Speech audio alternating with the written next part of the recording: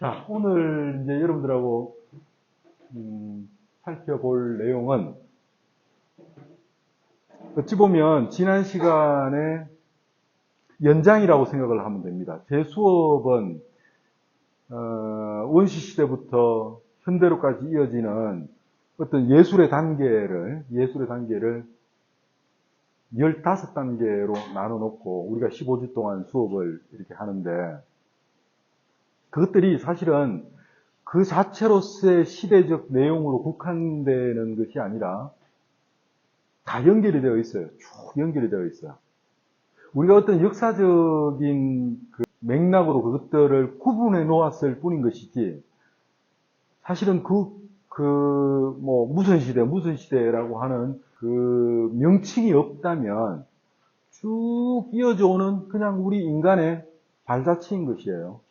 약 한 5만 년 전부터 원시 시대로부터 시작이 된 어떤 그런 그 인간의 발자취가, 우리의 발자취가 지금까지 쭉 이어져 오는 어떤 이런 것들을 15단계로 나눠놓고 또 그것을 어떤 그 시대적인 명칭으로 분류해 놓고 보는 것일 뿐인 것이지, 실제로 인간의 삶은 그 시대 명칭과는 어쩌면 별개로 그냥 쭉 이어져 오고 있는 것이에요. 그 쭉 이어져 오고 있는 그 흐름을 우리가 이제 한번 살펴보고 또 이해하는 그런 것이겠죠. 그래서 오늘은 이집트 문화를 한번 살펴볼 텐데, 제가 여러분 이 수업의 제목을, 오늘 수업의 제목을 죽음을 위한 삶, 이집트 문화라고 이렇게 정의를 해놨어요. 제목을 이렇게 붙였는데, 왜 죽음을 위한 삶인지, 도대체 죽음을 위한 삶이라는 말이 도대체 뭔 말인지가 오늘 수업을 이제 우리가 쭉 들어보면 그 내용들을 이해할 수 있을 거예요. 아마 여러분들이 납득할 수 있을 거라고 생각을 합니다. 이집트의 문화는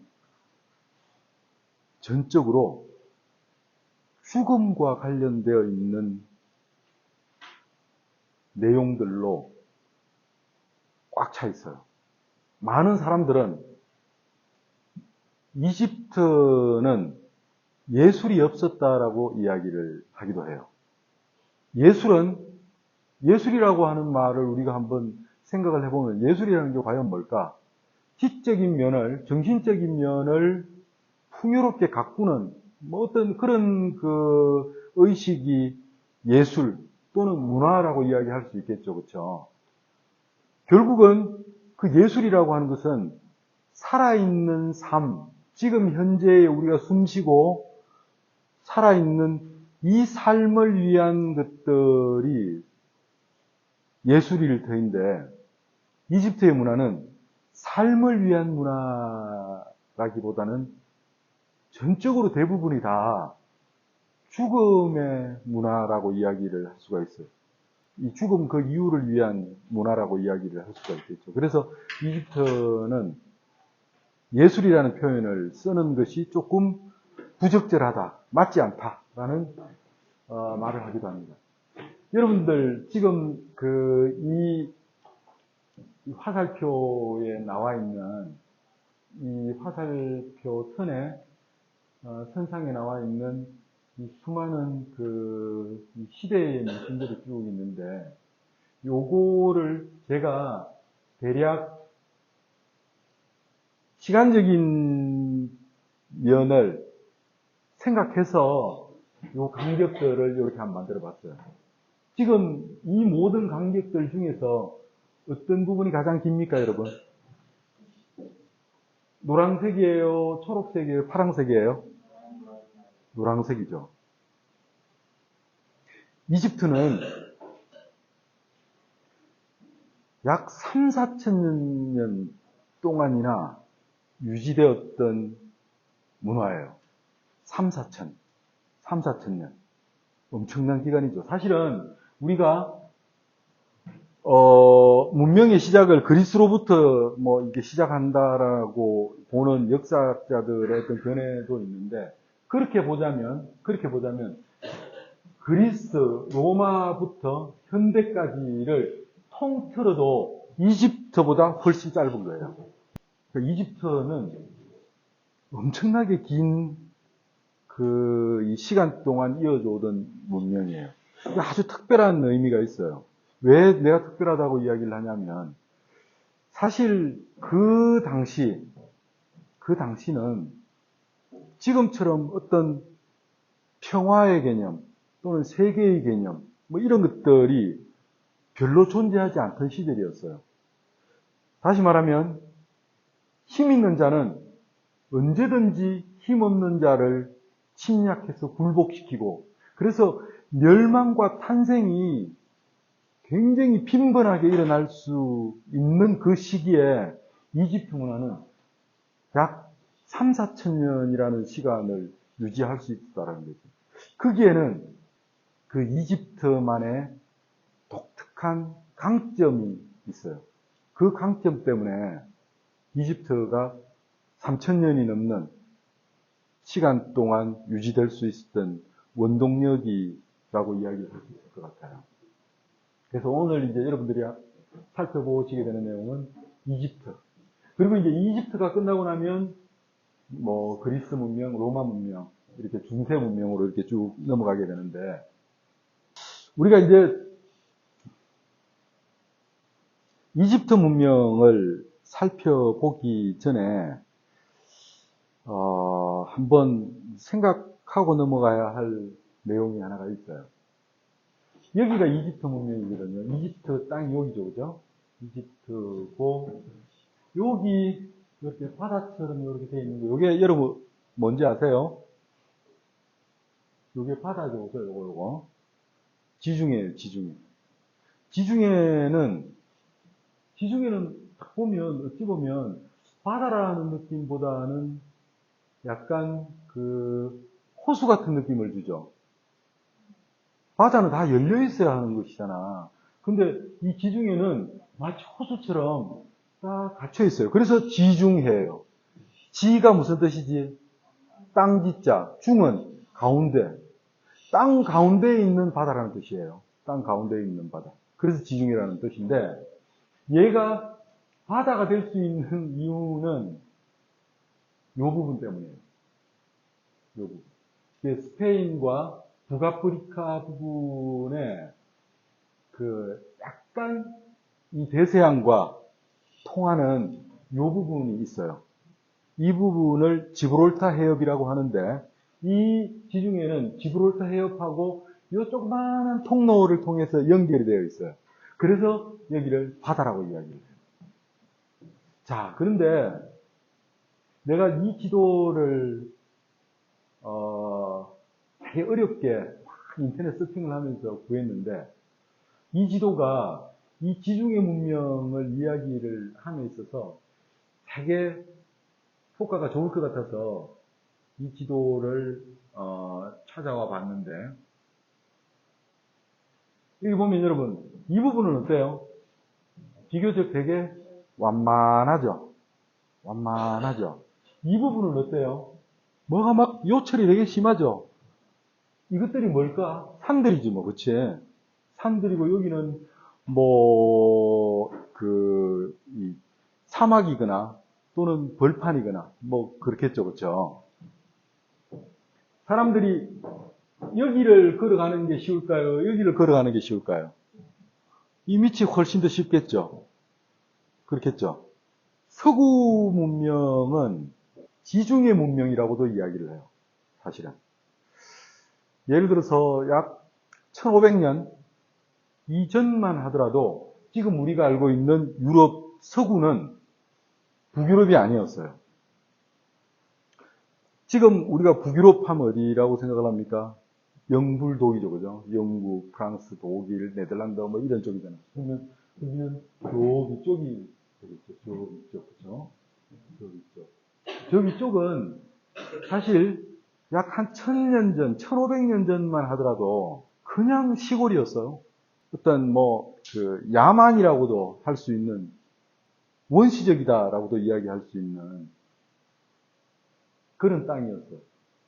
지중해가 정말 도시였죠. 지중해가. 문명이, 고도의 문명들이 막 융성하게, 이 발전을 이렇게 이룬 그 시대에는 지중해 문명이었어요. 그리고 실제로 서구 문명은 여러분들 아마 그 중고등학교 때 역사 시간이나 뭐 이런 데서 공부를 해봤을 거예요. 그죠? 어디서부터 시작이 됩니까? 최초의 문명이라고 하는 게. 메소포타미아 문명이라고 우리가 배웠죠, 여러분? 그쵸? 메소포타미아 문명. 왜 메소포타미아 문명에서 문명이 시작이 되었을까요? 이 넓은 이 지중해권 중에서도 이 메소포타미아 문명은 비교적 아주 풍요로운 땅이었어요. 비가 적절하게 많이 와서 땅이 기름질 수 있는 그런 여건이 환경적으로 있었죠. 그 메소포타미아라고 하는 그 말은 두 강 사이에 있는 땅이라는 것이에요. 그러니까 두 강 사이에 있으니까 어때요? 물이 풍부할 수밖에 없겠죠. 그렇겠죠. 그래서 거기에서 원시 사회의 어떤 그런 이 빈곤함이 해소될 수가 있었던 거예요.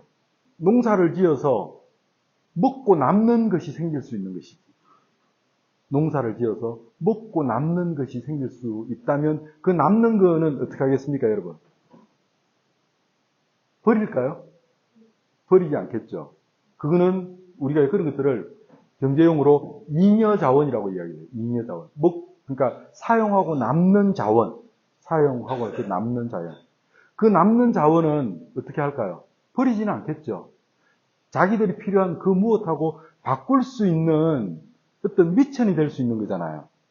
그 미천이 메소포타미아에서 잉여자원이 생겨나는 것이에요. 그럼 그 잉여자원이 어딘가로 흘러 들어갈 거 아니에요. 자, 여러분, 이렇게 흘러 들어가는 게 쉬울까요? 이렇게 흘러 들어가는 게 쉬울까요? 아래쪽으로 흘러 들어가는 게 훨씬 더 쉬울 거 아니에요? 그렇겠죠. 그래서 이 메소포타미아 문명은 일반적으로 한 5,000년 전, 기원전 5,000년 전, 지금으로부터 한 7,000년 전 수메르 문명이라고 하는 어떤 그런 그 민족들이 생겨나게 되고 그 사람들의 어떤 이런 문명의 영향력이 이 이집트로 흘러 들어오게 되는 거예요. 이집트로. 그래서 여러분 보면 메소포타미아 문명과 이집트 문명은 많이 닮아 있어요. 여러분 문명이라고 하는 건 말이죠. 문화라고 하는 것은 결코 그 어떤 것도 독자적일 수가 없어요. 항상 인접하고 있는 문화들끼리 섞일 수밖에 없거든요, 여러분. 지금 우리 문화하고 가장 닮은 주위 국가들이 어디가 있을까요? 중국이나 일본이겠죠. 그래서 실제로 많이 비슷해요. 먹는 음식도 비슷하고, 특히 일본이나 어떤 이런 쪽하고는 보면 아주 많이 비슷한 점들이 많이 있어요. 문명이 그만큼 쉽게 교류될 수밖에 없기 때문에 서로 같이 모방을 하고 또 그 모방 속에서 자기만의 새로운 것들을 만들어내고 하는 어떤 이런 과정들이 일어나는 것이죠. 그렇게 했을 때 자기만의 문화가 하나가 형성이 된다라고 보면 되겠죠. 그래서 이집트 문명과 이 메소포타미아 문명은 많이 닮아 있어요. 그 점을 이제 우리가 한번 살펴볼 거예요. 그리고 그러면서 닮아 있지만 또 자기들만의 어떤 그런 이 여건 속에서, 상황 속에서 독자적인 문화가 만들어지는 것이에요. 이제 그 지점을 우리가 한번 살펴볼 테고, 그리고 그것이 또 나중에는 이제 그리스 문명으로도 또는 로마 문명으로도 전파되게 되는데, 또 이집트 문명은 또 그리스 문명으로, 지금 여러분들 이 화살표를 보면 이것들이 서로 막 이렇게, 지금 아주 제가 알기 쉽게 큰 몇 개의 화살표로만 이것들을 표시를 했지만 실제로 좀 더 구체적으로 들여다보면 정말 막 거미줄처럼 이런 이 문명의 교류들이 막 엮여 있을 거예요. 그것들을 이제 우리가 나중에 계속 그리스를 공부하면서 로마를 공부하면서 또 이 북유럽의 중세 문화를 공부를 하면서 이제 설명을 이렇게 해 나갈 겁니다. 아무튼 이집트 문명은 메소포타미아 문명으로부터 시작이 되었다. 시작이 되었다라는 말보다는 영향을 받았다라고 우리가 생각하면 될 테고, 또 그 이집트 문명은 나중에 우리가 다음 시간에 여러분들하고 공부하게 되겠지만 이 그리스 문명에 또 영향을 줘요. 그래서 또 두 개가 또 많이 닮아 있어요.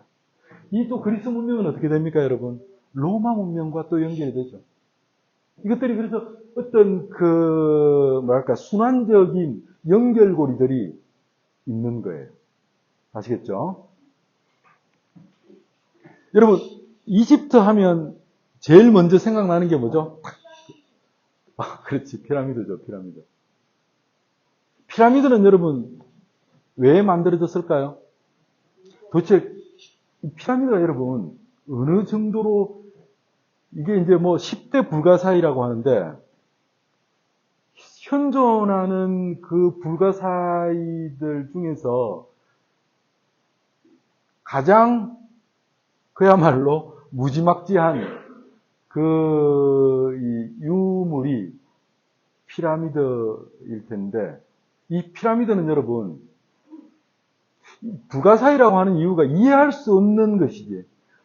그렇지. 논리적으로 이해할 수 없는 결과물을 우리가 불가사의라고 이야기를 하는데, 이 하나의 피라미드를 만들려면 여러분, 평균 2.5톤, 2,500kg, 2.5톤의 돌을 약 200만 개에서 300만 개를 쌓아 올려야지 하나의 피라미드가 만들어진다라고 그래요. 우리가 말은 쉽지, 2.5톤을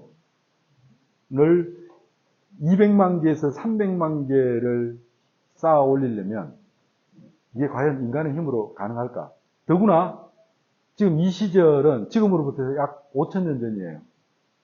5,000년. 지금은 기중기도 있고 트럭도 있고 뭐가 쉽지. 하지만 그때는 변변한 망치 하나가 없던 시절이었어요. 그 시절에 2.5톤이나 되는 그 돌을 200만 개, 300만 개를 쌓아서 이 피라미드를 만든다라는 것은 무모할 정도로 엄청난 일이죠. 그런데 그 어려운 일을 도대체 왜 했을까? 좀 이상한 사람들 같죠, 그죠? 아니, 이게 도대체 저 피라미드가 여기에서 뭐가, 여러분, 쌀이 나오겠어요? 고기가 나오겠어요? 오로지 그냥 노동력만 집중적으로 쏟아부을 수밖에 없는 그 비생산적인 그 산물에 왜 인간들이 그런 일을 했을까요? 한번 생각을 해보세요, 여러분. 좀 아이러니가 있죠, 그죠? 좀 이해할 수 없잖아. 제가 여러분 이렇게 텍스트를 이렇게 적어놨어요. 이집트의 모든 것은 나일강으로부터 시작된다라고 해놨죠. 이 이집트의 탄생은 나일강과 밀접한 관련이 있어요. 아주 밀접한 관련이 있어요. 아니, 피라미드뿐만 아니라 이집트의 모든 것들은 이 나일강과 밀접한 관련이 있어요. 자, 이 지도를, 이게 지금 여러분, 인공위성에서 찍은 이집트의, 땅의 모습이에요. 지도가 아니야, 이거는. 그냥 사진이에요, 사진. 이 사진을 또 찍어보니까 이렇게 되는데, 이 하얀 거, 이거 뭘까요, 여러분? 요 하얗게 보이는 부분, 요거. 사막이겠죠? 그쵸? 사막. 이 파르스름한 거, 요거는 뭘까요? 녹색 부분. 이거는 이제 풀이고, 식물이고, 초원이고, 그렇겠죠? 이게 뭐냐면 여러분, 이 깃다란 요것이 나일강이에요. 이 유일하게 여러분, 남쪽에서 북쪽으로 흐르는 강이 나일강이라고 그래요. 보통은 일반적으로 북쪽에서 남쪽으로 흐르거든, 강이라 하면. 근데 나일강은 남쪽에서 북쪽으로 이렇게 흐르는데, 그 말은 이 남쪽이 더 높고 북쪽이 더 지대가 낮으니까 물이 그렇게 흘러갔겠죠. 그렇죠? 이렇게 쭉 흘러가면서 이 바다의 지중해의 나일강이 접하면서 이렇게 삼각주를 형성을 하게 돼요. 여기에 이제 다 이렇게 녹색으로 이렇게 표시가 되어 있는 것처럼 기름진 이제 땅이 요 지점이 되는 것이. 그런데 보면 여러분, 이 나일강에서 이 나일강이 이렇게 쭉 이렇게 흐른다면, 이 강과 이 땅을 보았을 때, 이 강에서 약 길어봐야 2km까지만 이 초록색이고, 나머지는 그냥 바로 사막인 것이에요. 극단적인 사막인 것이에요. 그러니까 이 대비가 정말 심하지. 기름진 땅과 기름지지 않은 땅, 그냥 그것은 바로 사막인 것이에요. 살아있음과 죽음이 이렇게 극명하게 구분될 수 있는 것이에요. 여기서는 사람이 살 수가 없어요, 여러분. 딱 여기서만 사람이 살 수가 있어요. 여기서만. 자, 그런데 이것이 과연 나일강과, 피라미드와 무슨 관련이 있을까? 또, 이집트의 문명과 어떤 관련이 있을까를 한번 생각을 해봐야 할 것 같아요. 이집트는, 아까도 내가 이야기를 했지만, 3,000년, 4,000년이라고 하는 그 시간 동안 유지되던 고대 문명이에요. 그 3,000년, 4,000년이라는 시간 동안 그 고대의 문명이 유지된다는 것은, 그거는 어찌 보면 있을 수가 없어요. 언제든지 강한 자는 약한 자를 제압하고 침략해서 소멸시킬 수 있는 것이 이 당시의 상황이었어요. 그런데 그런 그 열악한 상황 속에서 3, 4천 년이라는 시간이 유지될 수 있었던 것은 뭐 때문이겠습니까? 부강함 때문이겠죠. 그 나라의 부강함. 그 나라의 부강함은 어디에서 오겠습니까? 농업이지 뭐. 농업. 그 당시에. 뭐 공장이 있었던 것도 아닐 테고. 그냥 농업이겠죠. 그런데 참 보면 여러분, 이집트는 강수량이 제로예요. 강수량이 제로인 상태인 그 이집트가 역사를 3,000년이나 유지할 수 있는 그 풍요로움을 유지할 수 있는 것과 어찌 보면 약간 말이 안 되는 모순처럼 느껴지죠. 그런데 9월인가 10월인가가 되면 요 부분이 이제 요 지도를 보면 이게 이제 북아프리카 쪽이에요. 여기 이제 아라비아 반도고, 여기가 이제 이집트고, 이집트에서 남쪽으로 이렇게 쭉 올라가면 여기에 에티오피아가 있고, 뭐 이렇게 수단이 있고 이렇죠. 그런데 지금 여러분들 이 지도를 보더라도 여기는 되게 어떻습니까? 사막이라는 게 금방 드러나죠. 이 부분은 어때요? 녹색이 많죠? 이 부분은 비가 온다는 이야기예요. 비가. 그러니까 고원이 지대죠. 여기는 조금 더 지대가 높은 부분인데, 이 에티오피아에서 집중적인 비가 한 달 동안이나 내려요. 8월인가 뭐 7월인가 그래요. 그 집중적으로 한 달 동안 비가 막 내리면 그 비가 어디로 흘러가냐 하면 나일강으로 흘러가게 돼요. 그럼 나일강은 한 달 정도가 지나면 여기서 물이 흘러서 그 이집트까지 오는 데는 약 한 달이라는 시간이 걸리는데, 그 한 달이라는 시간이 지나면 이집트는 홍수로 범람하게 됩니다. 홍수로 범람하게 돼요. 온 이 국토가 다 물에 잠겨버리는 것이야. 그러니까 우리가 상식적으로 한번 생각을 해보면, 참 내가 지금까지 이야기했던 그 모든 것들이 다 모순처럼 느껴질 거예요.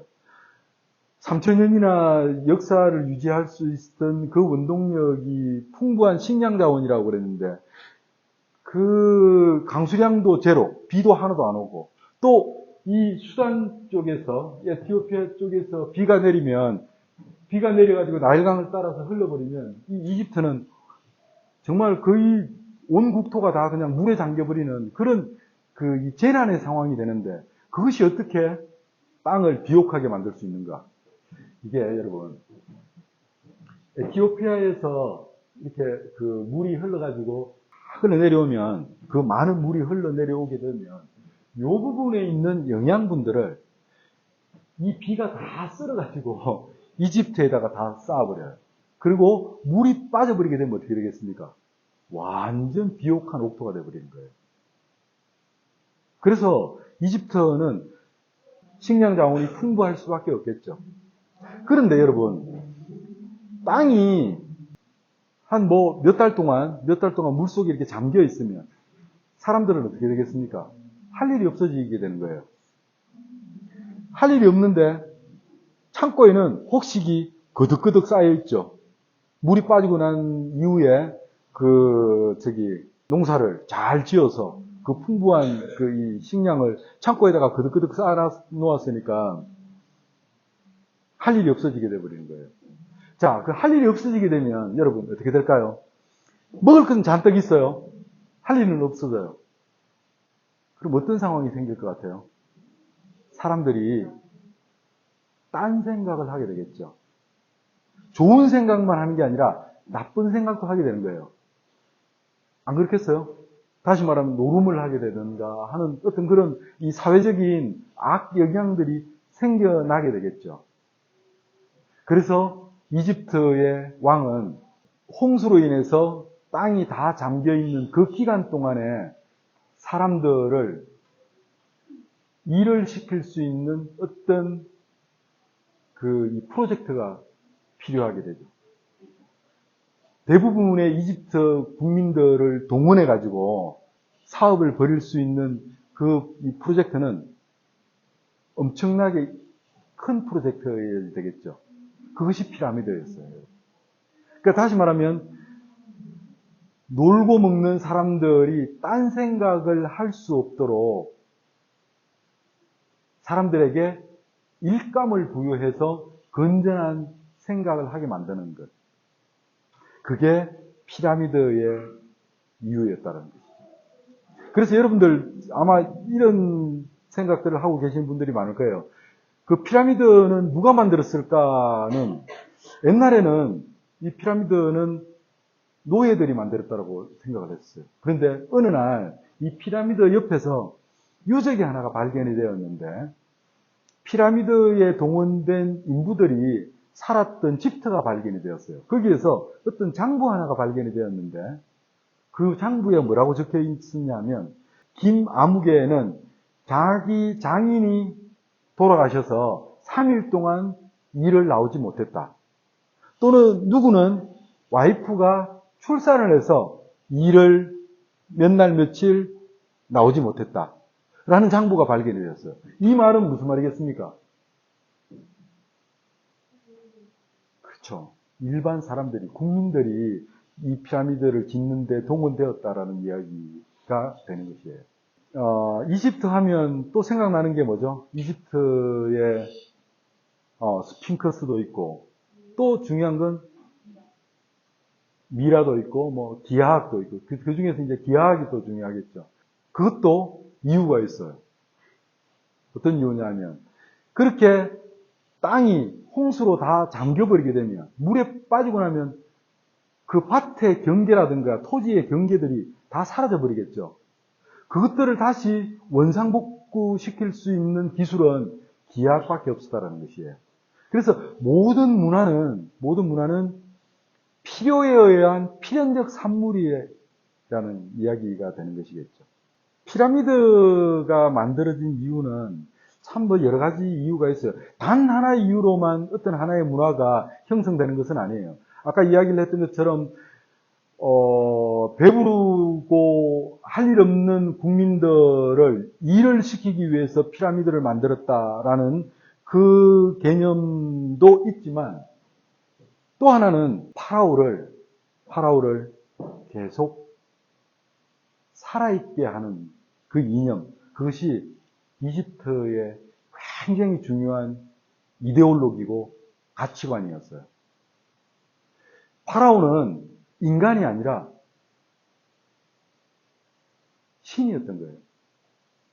파라오가 신이면 계속 우리를, 다시 말하면 국민들을 보호해 줄 수 있는 것이잖아요. 파라오가 없다면 백성들은 불안한 존재가 되어버리는 것이겠죠. 그래서, 하지만 파라오는 어떻습니까? 똑같은 인간인 것이에요. 육체적으로는. 그래서 그 파라오가 죽고 나서도 그 육신을 계속 보존시켜야지만이 나중에 파라오가 죽어서 이 하늘나라에 갔다가 다시 때가 되면 다시 그 육신으로 되돌아와가지고 자기들을 구원할 거라는 믿음을 가지고 있었죠. 그러려면 어떻게 해야 되겠습니까? 계속 보존해야 되겠죠. 계속 보존해야 되겠죠. 그래서 미라를 만든 것이고, 또 그것만으로도 부족해서 그 미라를 피라미드라고 하는 그 엄청난 무덤 속에다가 보존할 수밖에 없었던 것이겠죠. 그 두 가지의 이유가 어쩌면 피라미드의 이유가 가장 영향력 있는 이유가 될 수가 있겠죠. 그래서 이집트의 피라미드나 또는 무덤 속에서 발견된 수많은 벽화들을 보면 이렇게 그 미라를 만드는, 파라오가 죽고 나서 그 미라를 만드는 그 과정들이 이게 그림에서 이렇게 많이 남겨져 있어요. 그것에 대해서 정말 이렇게 공을 많이 들였다라는 것을 이런 그림들을 통해서 알 수가 있죠. 파라오가 왕이 죽으면 그 왕의 내장들을 다 일단은 걷어냅니다. 걷어내가지고 그 육신을 방부 처리를 해요. 그리고 그 방부 처리를 한 것을 그 아마포로, 천으로 감아가지고 미라를 만들고, 내장이 시신 속에 들어있으면 상할 수밖에 없을 테니까, 뭐 어떤 그런 과학적인 이유들까지도 이 미라와 관련되어 있다. 우리가 이렇게 볼 수 있을 것 같아요. 자, 그렇게 만들어진 게 피라미드. 만들어진 게 피라미드. 근데 여러분, 이 피라미드를 가까이서 보면 아까도 이야기를 했던 것처럼 이 돌 하나가 평균 2.5톤 정도의 이 크기와 무게를 가지고 있는데 그것들이 약 200만 개, 300만 개가 쌓여서 이 피라미드가 만들어지는 거예요. 그래서 피라미드는 보통 약 한 10만 명 정도의 인원이 약 한 20년 정도 동안 만든다라고 그러죠. 그래서 한 사람의 파라오가 등극을 하면 등극을 하는 그 순간부터 피라미드를 짓기 시작을 하는 거야. 그래서 파라오가 죽게 되면 이제 이 건설한 피라미드 속에다가 안치를 하는 뭐 이런 개념이 되겠죠. 그래서 이 피라미드를 어떻게 만들었을까를 이제 뭐 많이 추정을 해보는데, 사실은 이 피라미드는 화강암으로 만드는데 엄청나게 무거운 돌이죠. 그 돌이 사실은 피라미드를 만든 그 인근에서는 그 돌이 생산되지를 않아요. 다른 데서 돌을 가지고 와야 되거든요. 그것도 나일강에 배를 띄워놓고 이 돌들을 옮겼다라고 그래요. 200만 개 또는 300만 개의 돌을 그 갈대로 만든 배에다가 실어가지고 이렇게 옮겼다는 거예요. 그러니까 이게 참 무모할 정도로 엄청난 일이었다는 걸 우리가 알 수 있어요. 그리고 또 사실은 이 당시만 하더라도 지금 우리가 이게 생각하는 어떤 연장이라든가 심지어는 단단한 쇠조차도 없던 시절이었어요. 조금 더 강한 돌을 가지고, 더 단단한 돌을 가지고 이 화강암을 깨는 뭐 그런 방식, 아주 정말 원시적인 방식으로 이렇게 작업을 했다라고 그러죠. 자, 아까 우리가 이제 살펴보았던 이 피라미드의 형태가 또 이 규모가 원래부터 이랬을까? 처음 시작부터 이랬을까? 그렇지는 않겠죠. 어떤 발전의 어떤 그런 과정을 통해서 이제 결국은 이런 모양으로 우리가 알고 있는 피라미드의 모양으로 이제 나타났을 텐데, 이것이 가장 처음에는 여기로부터 시작이 되었어요. 약 기원전 3000년경 정도, 지금으로부터 약 한 5000년경이죠. 이때부터 파라오를 매장하는 시신을 보존하기 위한 어떤 장치로서 이 무덤의 역할을 하던 것이 피라미드가 만들어지기 전에는 이런 모양이었어요. 이걸 이제 마스타바라고 이야기를 하는데, 아까도 이야기를 했다시피 피라미드는 뭘로 만들어졌습니까, 여러분? 재료가 뭐였죠? 화감, 돌로 만들어졌죠. 이때는 벽돌이었어요, 벽돌. 흑벽돌이에요. 흑벽돌. 이 흑벽돌을 보면 우리가 어떤 생각을 하게 되느냐 하면, 아까 내가 그랬죠. 메소포타미아 문명이 이집트 문명에 영향을 주었다라고 그랬죠. 메소포타미아 문명에도 사실은 이런 비슷한 이 건축물이 있었어요. 그 피라미드와 비슷한, 이제 우리가 그 지구라트라고 이야기를 하는데, 그것들이 이렇게 벽돌로 만들어져 있었죠. 거기에 영향받은 이 결과물이 이집트에서는 이 마스타바라고 하는 것이에요. 그래서 이 마스타바의 이 구조를 보면 땅 위에 솟아있는 부분은 이제 이런 모양이고요. 요 밑으로 지하에 이렇게 어떤 그 공간이 마련이 되어 있는데, 여기에 시신이 이렇게 안치가 되는 것이죠. 아주 깊숙한 땅 속에 시신이 안치가 되고, 이 부분에 이제 어떤 그 왕들이, 그 파라오가 생전에 사용하던 그 물건들을, 부장품들을 이제 보관하는 그런 개념이었겠죠. 그런데 처음에는 이게 마스타바라고 하는 이 무덤이 왕의 이 죽음의 공간으로 이렇게 사용이 되는데, 이 상태가 되다 보니까 누군가가 이 무덤을 훼손시킬 수 있겠다라는 생각을 하게 되겠죠.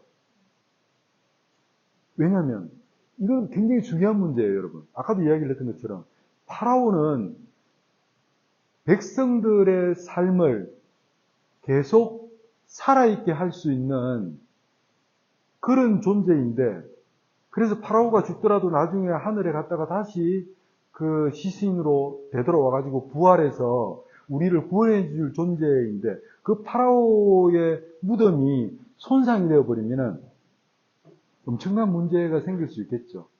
그렇게 어떻게 하면 더 견고한 이 무덤을 만들 수 있을까에 대한 열망이 아마도 2.5톤짜리 200만 개, 300만 개를 쌓아서 만드는 지금의 피라미드의 모양으로 나타나지 않았을까. 우리 그러니까 그렇게 유추를 해볼 수 있을 것 같습니다.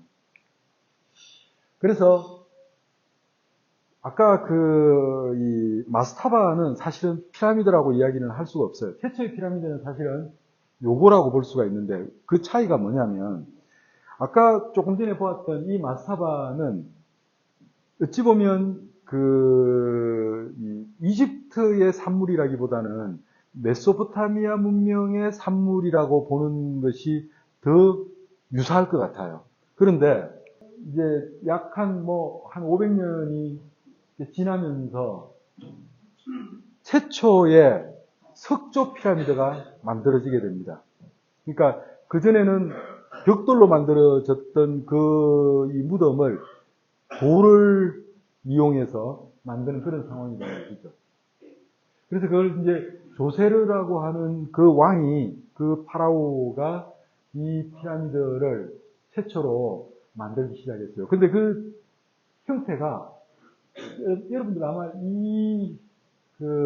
탑을 어디선가 많이 봤을 거예요. 그죠? 이게 이제 메소포타미아의 수메르인들이 사용하던 지구라트라고 하는 이 건축물인데, 근데 이 두 개의 차이는, 이거는 뭐죠, 여러분? 건물이에요, 무덤이에요? 무덤이죠.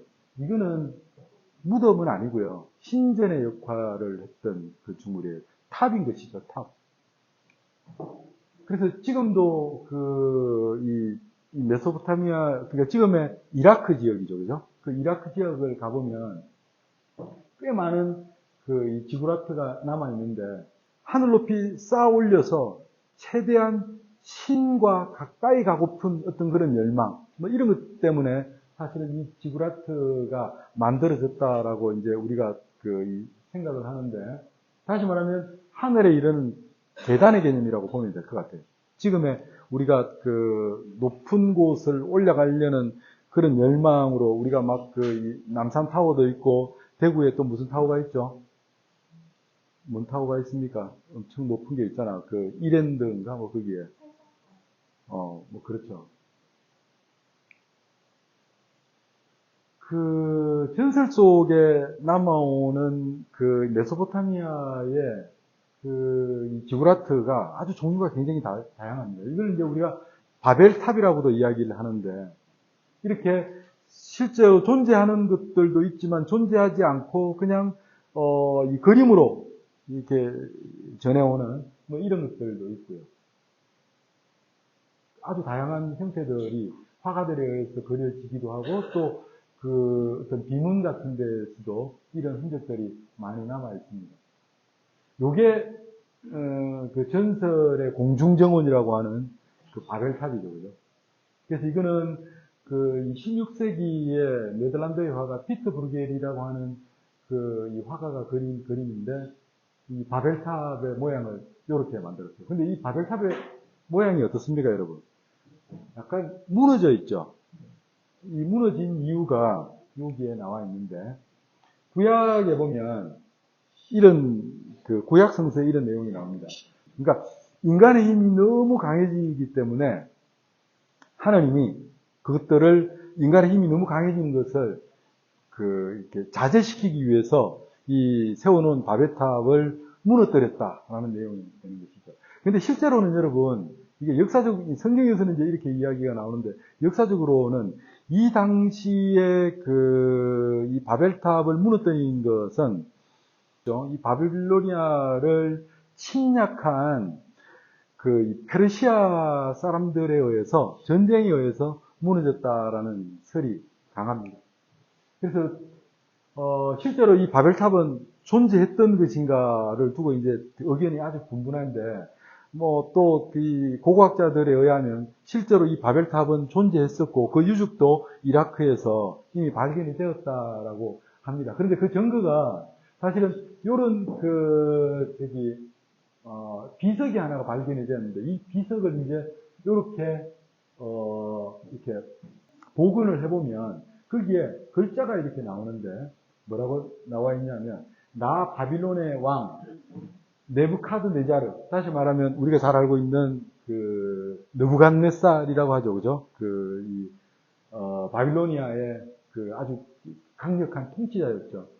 이 느부갓네살은 세상 모든 것을 동원하고 가장 높은 테라스를 만들기 위하여 벽돌을 구워 올려서 그 꼭대기를 하늘로 솟구쳐 태양처럼 밝게 빛나게 하였노라라고 이 비석에 적고 있어요.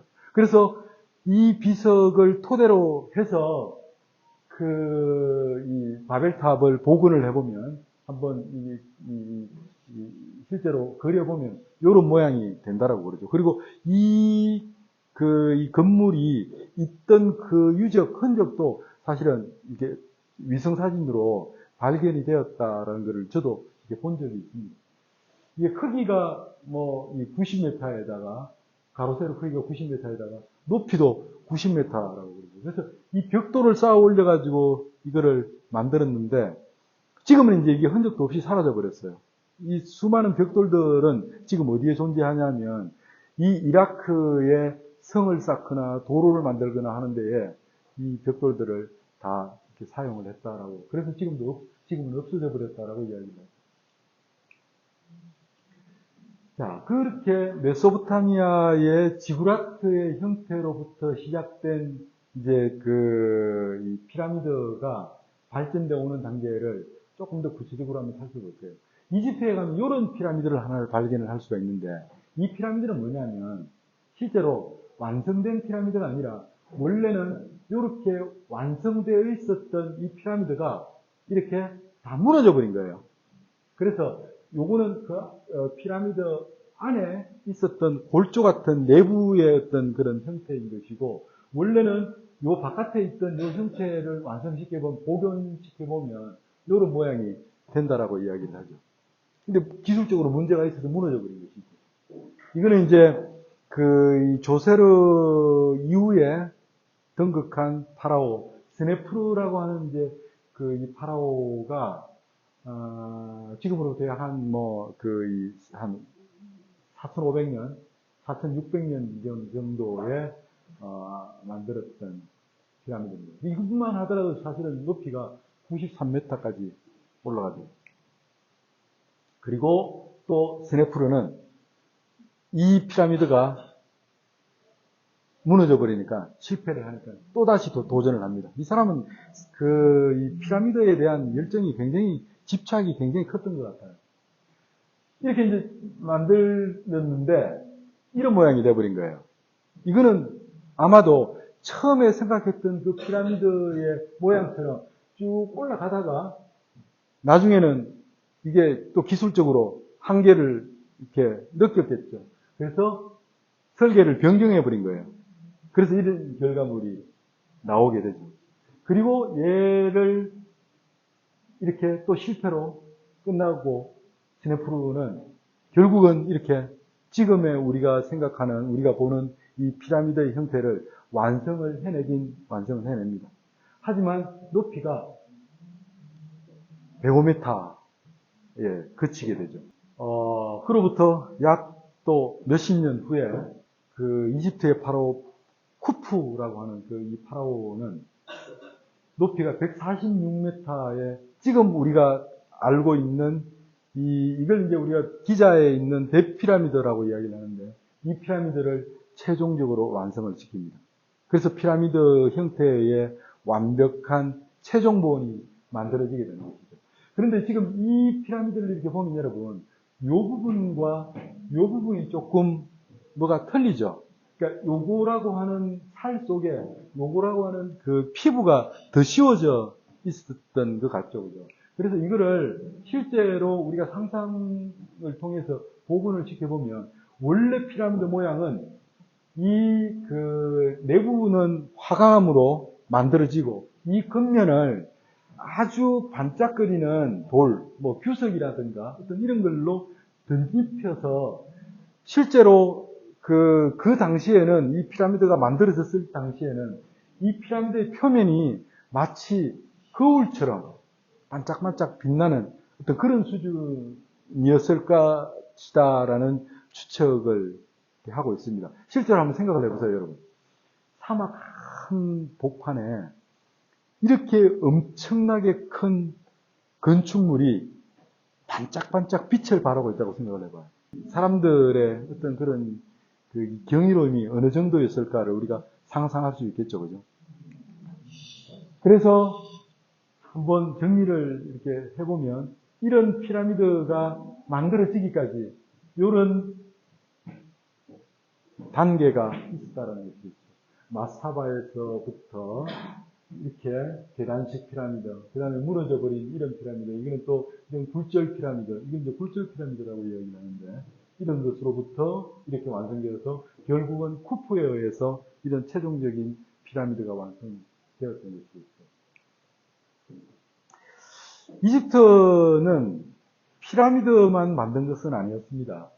약 기원전 1500년경 이전에는 이제 피라미드를 주로 이렇게 많이 건설을 했다면, 그 이후에는 피라미드보다는 이런 사원을 또 이렇게 많이 이제 만들었어요. 이거는 이제 최초의 여자 파라오라고 우리가 알고 있는 하셉수트라고 하는 이 파라오가 만든 신전이에요. 이게 이제 장제전이라고도 이야기를 하는데, 신전을 만들기도 했고요.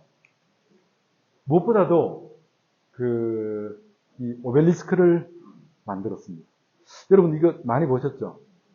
오벨리스크. 이게 아마 유럽에 가보면 어지간한 도시에는, 좀 큰 도시에는 이 오벨리스크가 없는 데가 없죠. 이 오벨리스크는 그런 뉴욕에도 있고, 뭐, 파리에도 있고, 뭐, 독일에도 있고, 다 이게 영국에도 있고, 어떤 중요한 광장에는 이렇게 이게 다 다 세워져 있는데, 그것들이 다 사실은 이집트에서 약탈해간 그런 유적들이죠. 그러니까 얼마만큼의 많은 오벨리스크가 이집트에 존재했을 것인지를 우리가 짐작할 수 있는 부분이죠. 물론 이집트에도 지금 남아있는 오벨리스크가 상당히 많이 있습니다. 근데 이 오벨리스크의 내용에는 이건 어찌 보면 약간 비석 같은 개념인데 이 비석 안에 들어있는 내용들은 다 이 파라오를 신에게 그 위대함을 알리는 내용으로 이렇게 쓰여져 있죠. 그래서 그런 이 파라오의 위대함을 신에게 알리는, 다시 말하면 신을 향해서 쏘아 올리는, 그 메시지를 쏘아 올리는 뭐 그런 개념이라고 보면 될 것 같아요. 그런데 여러분, 이게 참 재밌는 게요. 오벨리스크의 높이는 약 30m 또는 한 40m까지 되는 것도 있다고 그래요. 근데 이 막대 같은 이 돌이 쌓아 올려서 만들어진 것이 아니고 하나의 돌을 깎아서 만들었다는 거예요. 이 발굴 현장이 이렇게 지금도 있는데, 그러니까 만들다가 실패한 것들이겠죠. 이거 보면 여러분, 이게 어떻게 만들어졌는지 이해할 수 있겠어요? 이 엄청난 사람 크기를 한번 보세요. 사람 크기와 이 크기를 비교를 해보면 이 크기를 우리가 짐작을 할 수 있을 것 같은데, 돌산을 이렇게 파내는 거예요. 이 파내가지고 이 오벨리스크라고 하는 이 길다란 막대 같은 이 돌을 드러내게 되는 것이죠. 이때 이 사람들이 사용하는 이 연장은 변변한 망치와 정 하나도 없었겠죠. 그 인간의 집념이라고 하는 것을 우리가 한번 확인해 볼 수 있는 부분이 아닌가라는 생각이 들어요.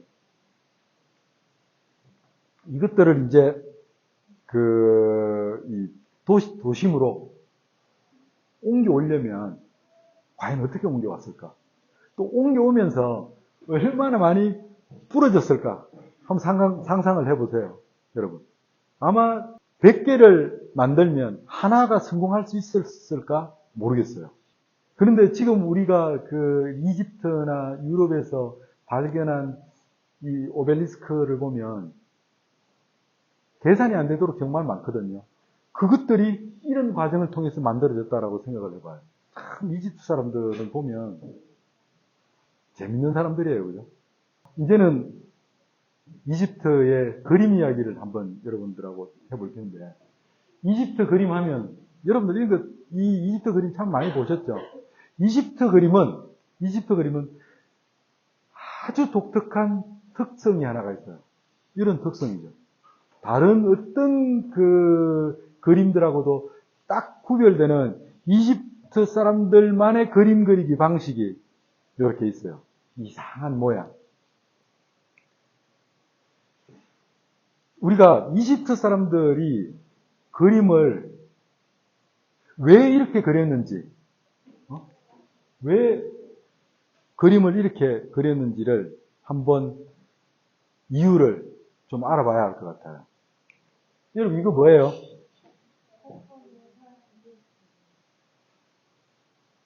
뭐 약간 세모에 어떻 보면 새가 날아가는 것 같기도 하고, 또는 뭐가 뭉쳐져 있는 것 같기도 하고 그렇죠. 그런데 이거는 이런 사람을 정면에서 보았을 때, 이거는 위에서 보았을 때의 모습이에요. 자, 사람을 그리는 데 있어서 이 방법이 더 사람을 정확하게 표현하는 방법일까요? 이 방법일까요? 당연히 오른쪽이겠죠. 당연히 오른쪽이겠죠. 또 다른 것도 한번 봅시다. 자, 나무를 표현하는 데 있어서 나무라고 하는 이 사물을 나타내는 데 있어서 이 방법이 좋을까요? 이 방법이 더 좋을까요? 이 방법이 더 좋겠죠. 또 물고기를 그리는 데 있어서 물고기라고 하는 그 동물을 딱 나타내는 데 있어서 적극적으로 쉽게 알게 하기 위해서 이 방법이 좋을까요? 이 방법이 좋을까요? 또 오른쪽이겠죠. 이집트에서 발견된 그 연못 그림이 하나 있는데, 이집트 사람들은 그림을 이런 식으로 그렸어요. 그 형태가 가지고 있는 가장 적극적인 측면을 이렇게 조합하는 방식으로 그림을 그렸다는 거예요. 그래서 나무들도 실제로 나무들이 이렇게 누워있지 않을 거 아니에요. 그렇죠? 또 물고기가 물 위에 이렇게 지금 이 그림으로만 보면 물고기가 물 위에 죽어가지고 뒤집혀서 둥둥 떠 있는 개념이 되는 거예요. 이렇게 그림을 사물이 가지고 있는 그 형태의 독특성이 아니라 사물이 가지고 있는 그 형태의 가장 표면적이고 적극적인 면, 이것들을 그림으로 나타냈다는 것이겠죠. 그래서 이집트 사람들은 그림을 예술이 아니라 신에게 말하는 언어이며 정확한 문자의 개념으로 그림을 보는 것이죠. 오해가 없도록. 아까 우리가 앞에서 봤었던, 자, 요거는 어때요? 오해라는 게 생겨날 수가 있어요. 그리고 사람이라고 하는 그 사물을 나타내는 데 있어서 이 방법보다 훨씬 더 상상력이 필요하고, 상상력이 필요하다는 것은 보는 사람마다 다른 생각을 가지고 다른 느낌으로 이 사물을 오인할 수도 있게 되는 것이잖아요. 인식에 대한 리스크가 생겨날 수 있는 것이죠.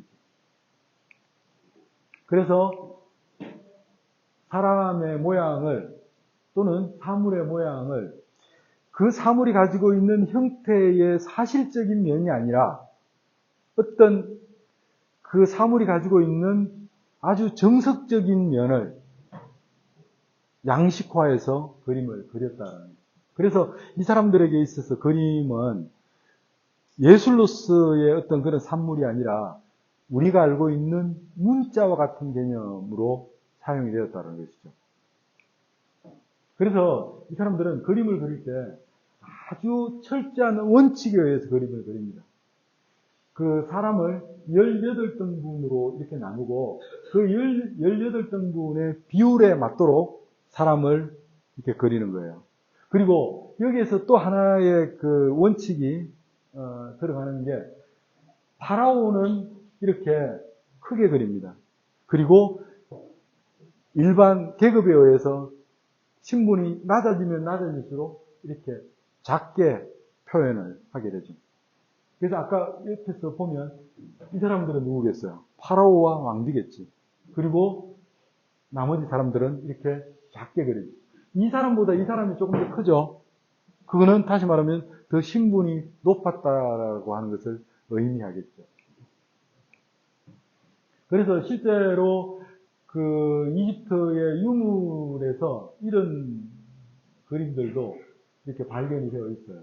그림을 그릴 때 이렇게 그리드선을 정확하게 그려놓고 거기에다가 이제 이 파라오의 형상을 그리는 이런 것이죠.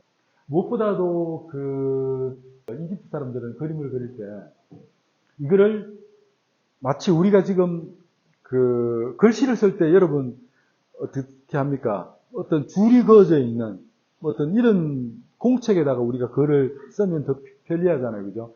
더 정확하게 쓰기 위해서는 뭘 이용합니까? 우리 원고지를 사용을 하죠. 문자의 그 애매모함을 또 읽는 사람의 어떤 주관성을 글을 쓰는 사람의 생각과 완벽하게 일치시키도록 원고지라고 하는 그 기준 틀을 사용을 하잖아요. 마치 이 사람들은 그림을 우리가 생각하는 원고지처럼 종이의 줄처럼 공책의 줄처럼 이렇게 이 기준선을 만들고 거기에다가 그림들을 이렇게 그렸다는 얘기겠죠. 그래서 이 사람들한테 있어서 그림은 감상의 산물이 아니라 사실의 정확한 전달에 있다는 것이에요. 우리가 예를 들면 일기를 썼다고 칩시다. 그 일기를 감상하기 위해서 글씨를 쓰는 건 아니잖아요. 오늘 있었던 그 정확한 사실, 그 이야기를 문자로 적는 것이 일기장의 내용이 되는 것이잖아요. 글자 자체가 중요한 것이 아니잖아요. 일기장은. 그렇지 않습니까, 여러분? 이 사람들의 그림에 대한 인식도 이런 것이었다는 거죠. 그래서 사람의 형태를 그릴 때도 어떻게 하면 그 사람의 가장 정확한 측면이 드러날 수 있도록 그림을 그릴 것인가, 양식화된 그림을 만들 수 있을 것인가라고 해서 찾아낸 방법이 이런 것이에요. 그러니까 이 보면 이집트 사람들은 항상 이런 이 그림에 대한 원칙이, 기준이 딱 이렇게 있죠. 얼굴은 옆에서 보는 것이에요. 그렇죠? 하지만 몸통은 어떻습니까? 또 정면을 향해 있어요. 그리고 발은 어때요? 또 옆면을 향하고 있죠. 사물이 가지고 있는 그 자체의 형태, 그것은 별로 중요한 게 아니라는 것이죠. 양식화된 관념, 그것만이 중요하다라는 이야기를 하게 되는 것이겠죠. 그래서 이집트의 그림을 우리가 어떤 이 키워드를 생각을 해보면 정면성, 양식적, 입체성, 엄숙함, 뭐 이런 것이라고 우리가 이야기할 수 있을 것 같아요. 이렇게 보면 되겠죠, 여러분. 어떤 하나의 모델을 두고 수많은 사람들이 둘러서서 이 모델을 그리고 있어요. 그러면 이 그림 속에 그려지는 그림의 내용들은 이것처럼 각각의 방면들이 다 다양하게 존재하겠죠. 하지만 이집트 사람들은 딱 이렇게 어떤 방향에서 보든 그것이 중요한 것이 아니라 사람의 형태가 가지고 있는 그 특징들만 발췌해가지고 그것들을 조합한 개념입니다. 그래서 여러분들 이 그림 누구 그림이라고 생각하세요? 피카소 그림이죠, 그죠? 이 피카소의 그림을 우리가 입체파라고 우리가 이야기를 하잖아요, 그죠? 그 입체파가 보면 피카소의 그림은 옆 얼굴과 정면의 얼굴이 화면 속에 다 드러나 있어요. 마치 이집트의 사람의 모습처럼. 이집트의 사람의 얼굴도 보면 어떻습니까? 전체적인 윤곽은 옆 얼굴이죠. 하지만 눈은 어때요? 정면을 향하고 있잖아요. 우리가 사람 눈을 옆에서 보면 이렇게 볼 수 없죠. 그래서 그 피카소가 사실은 이집트 그림에서 영감을 받았다라고 하는 그런 이야기들도 이렇게 있죠. 하여튼 중요한 건 그림에서뿐만이 아니라 조각에서도 이집트 사람들은 인간이 가지고 있는 재현의 효과, 이런 것들이 아니라 그 인간이 가지고 있는 그 형태의 본질, 이제 이것만 계속 중요하게 부각을 시켰다라는 것이겠죠. 그러니까 인간이라고 하는 이 존재가 가지고 있는 이 모든 다양함, 예를 들면 팔을 들고 있을 수도 있고 팔을 내릴 수도 있고 또는 웃고 있을 수도 있고 또는 화낼 수도 있는 이 수많은 다양성들을 하나로 함축한 개념이라고 보면 되겠죠. 수많은 다양성을 하나로 함축한 것. 이 지점이 참 중요합니다, 여러분. 이게 이집트 그림의 중요한 맥락이에요. 수많은 현실이 가지고 있는, 현상이 가지고 있는 그 수많은 다양성을 하나로 압축하는 것. 우리가 흔히 사진관에 가가지고 정명사진을 딱 찍을 때, 딱 이거 표정이 딱 굳어 있잖아. 그게 뭐냐면, 내가 가지고 있는 내 표정, 내 얼굴의 모든 것을 그 정명사진이라고 하는 그 한 장의 사진 속에 다 압축시키기 위한 이유라고 볼 수가 있는 것이겠죠. 그리고 그렇게 문자화된 그림들은 대부분 다 감상을 위해서가 아니라 파라오의 위대함을 신에게 알리는 메시지, 즉 문자의 역할을 하는 것이에요. 그래서 이런 그림들이나 파라오를 이야기하고 있는 이 글의 내용들은 대부분 다 어디에서 발견이 되냐면 무덤 속에서 발견이 되는 거예요.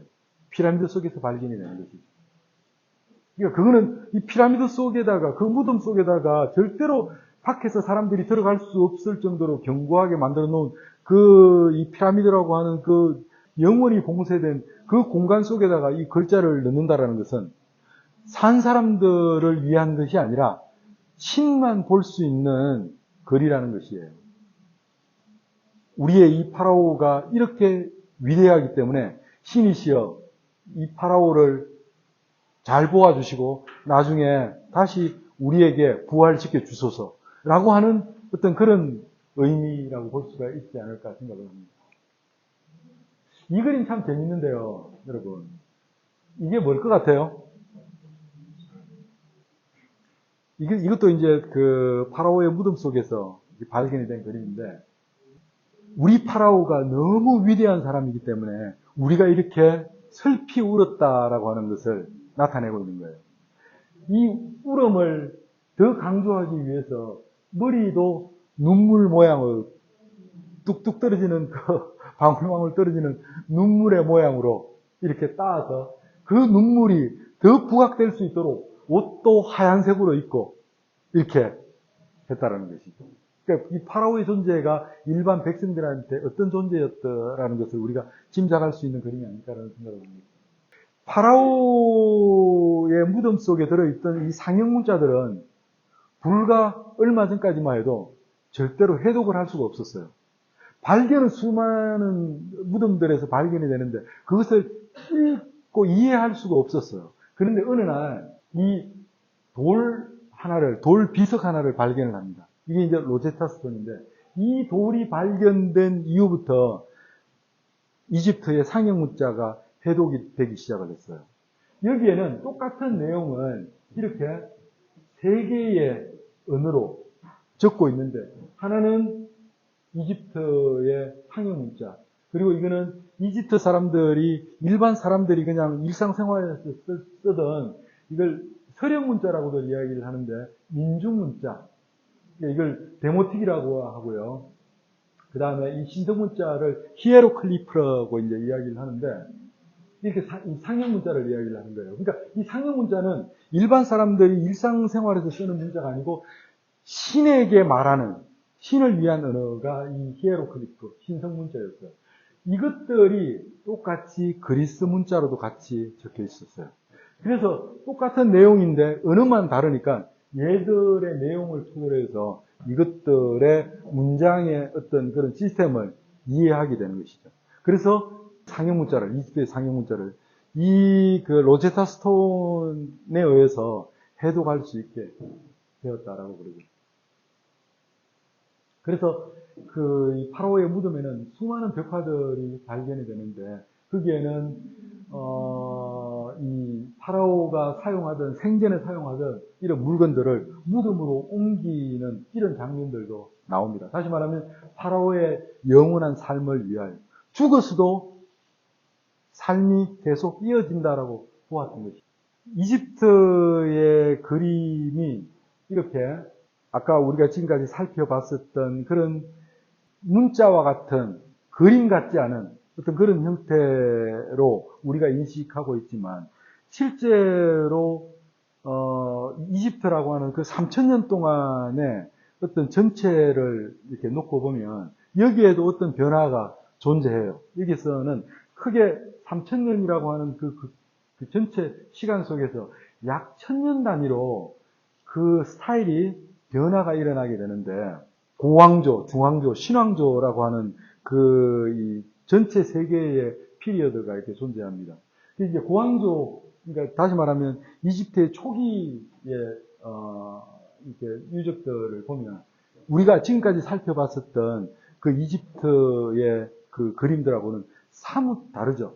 굉장히 자연스럽고 지금 어떤 우리가 생각하는 일상적인 어떤 묘사의 형식하고도 많이 비슷한 것을 우리가 알 수가 있죠. 그래서 이집트의 고왕조는 약간 자연주의적 회화성, 생동감, 어떤 이런 또 자세와 구도의 자유로움, 뭐 이런 것들을 우리가 찾아볼 수 있어요. 이렇게.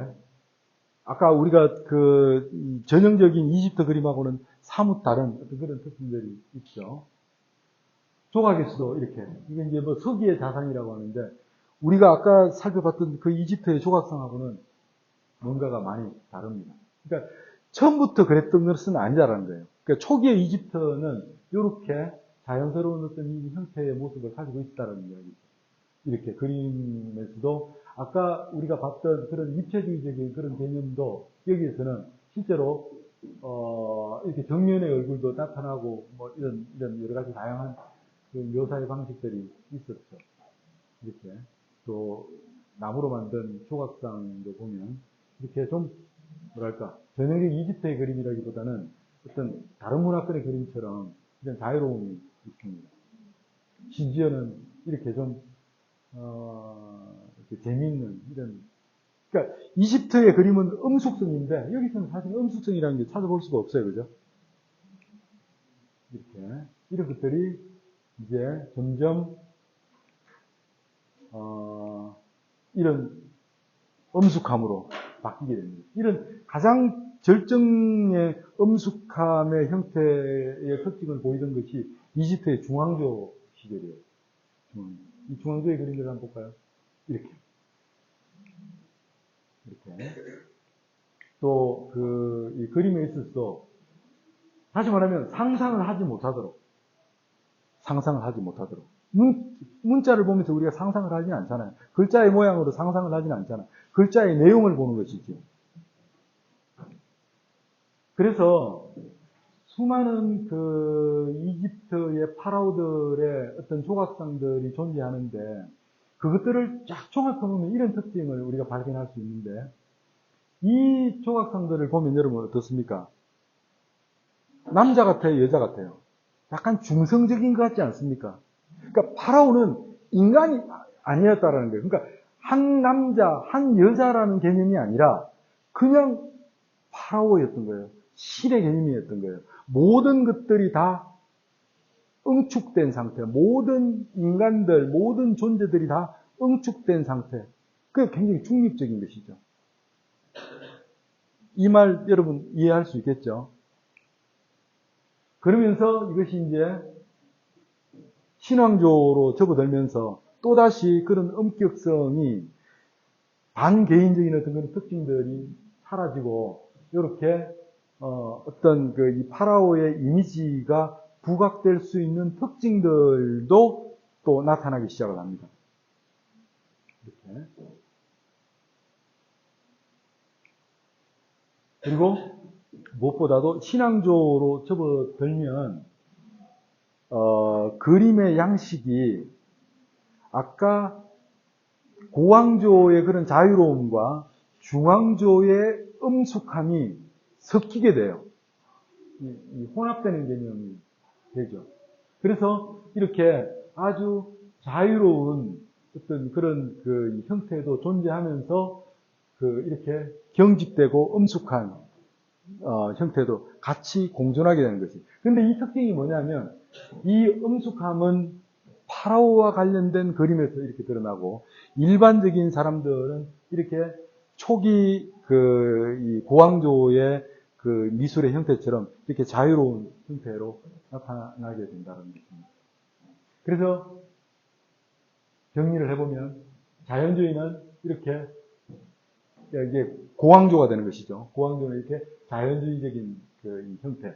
그 다음에 중앙조는 이렇게 이 기하주의적인 반개인적이고 지극히 문자화된 그림의 형식이 드러나게 되고요. 그리고 신앙적으로 접어들면서는 이 기하주의와 이 자연주의가 혼용되는 어떤 이런 형식주의의 개념으로 나타나게 된다는 것입니다. 오늘도 그림이 여러분들이 되게 많이 보았는데 시간이 부족하네요. 그죠? 다음 시간에는 이제 그리스 문화를 공부를 해보도록 하겠습니다. 네, 수업 여기까지 하겠습니다. 감사합니다.